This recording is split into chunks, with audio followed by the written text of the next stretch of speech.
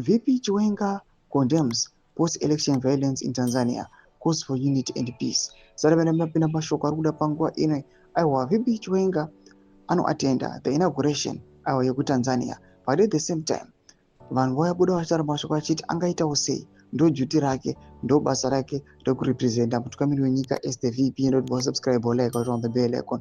tipinda mumazanupezvi patrotsa mudanyo achiti Vice President Dr. Constantine Chiwenga has condemned the post-election violence in Tanzania, describing it as archaic and unacceptable in modern politics. Speaking in Dodoma after attending President Samia Suluhu Hassan's inauguration on behalf of President Mnangagwa, Dr. Chiwenga expressed Zimbabwe's distress over the unrest in a country that played a vital role in Zimbabwe's liberation struggle.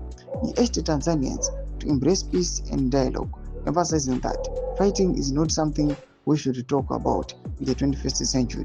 Ndo mashoko ari kuda panguva ino, vamwe vari kuti aiwa Chiwenga anyatsokuiswa mashoko mukanwa. Panguva ino panoonekwa kunzi Chiwenga is fighting aiwa for maZimbabweans kuti waone rusununguko from zvigananda.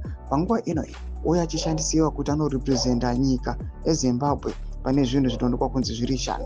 Tudze mafunguro enyu munoti kudii pamusoro pechitiko ichi chionekwa kunzi aiwa izvi zvigananda panguva ino aiwa zviri kufara chiona Chiwenga achivarepresenta. Panguva ino chionekwa kunzi the same country Tanzania chivhayo yaanospenda most of the time ari achiita madealings ake panguva ino nemabusinesses ake anozivikanwa kunzi aiwa ari fraudulent.